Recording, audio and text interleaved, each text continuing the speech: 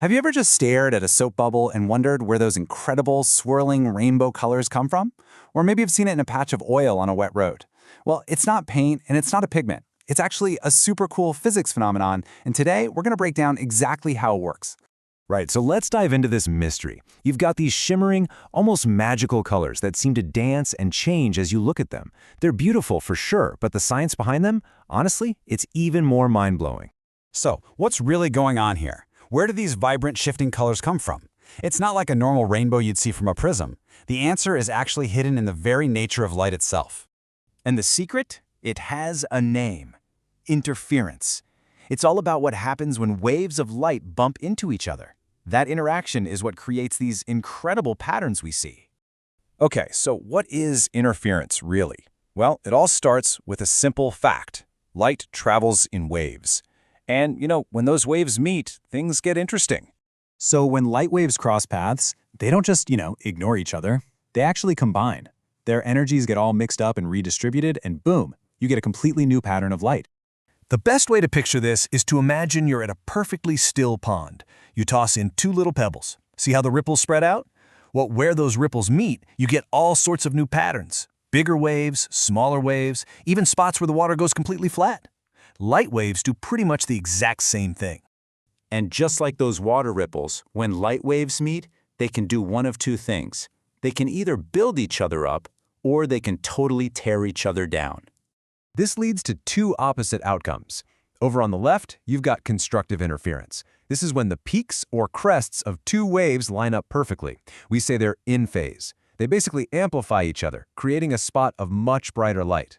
But then you have destructive interference. This is when the peak of one wave meets the valley, or trough, of another. They're out of phase, and they completely cancel each other out. And the result? Darkness. Yep, you heard that right. Light plus light can actually equal darkness.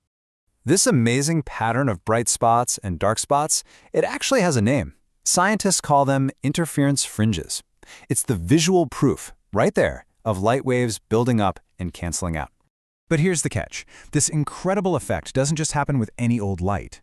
To get a nice, stable interference pattern, the light sources have to play by some very, very strict rules. So let's take a look at what those rules of the game are. All right, the absolute biggest rule, the most important one, is that the light has to come from what we call coherent sources. So what does that mean? It means the light waves all have the same frequency, and their peaks and valleys line up in a really predictable, constant way. You know the light from a regular light bulb? It's a total chaotic mess of waves, which is why we don't see these cool patterns all over our living rooms.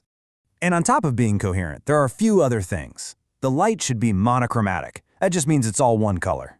The waves also need to have about the same brightness or amplitude to get a really clear pattern. And finally, the sources themselves have to be super tiny and packed really close together.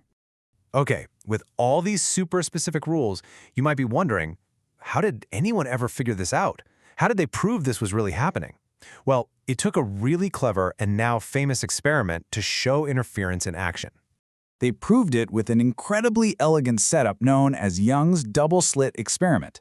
And honestly, this experiment was a total game changer in the world of physics. This diagram here shows us exactly how it all went down. You've got a single light wave hitting a wall that has two tiny little slits in it. And when the wave goes through those slits, something pretty amazing happens on the other side. So here's the play-by-play. First, you take one source of that special, coherent, monochromatic light. You shine it at a barrier. Now, that light passes through two really narrow, closely spaced slits. And here's the magic part. Those two slits now act as two brand new, perfectly coherent light sources. As the new waves spread out, they start to interfere with each other, creating that unmistakable pattern of bright and dark bands, those interference fringes on a screen. That was the proof. And this brings us right back to the beginning. The super thin film of a soap bubble. It acts just like those double slits, splitting the light and causing interference, which is what gives us those beautiful colors. And modern tech, like lasers, they're specifically designed to be perfect, coherent light sources, which is why they're so important for all kinds of applications that rely on interference. So, we've seen how light can build itself up to be brighter and even cancel itself out to create total darkness. It really makes you think, doesn't it? If waves of light can do that, what other incredible things are possible with all the other waves that are all around us every single day?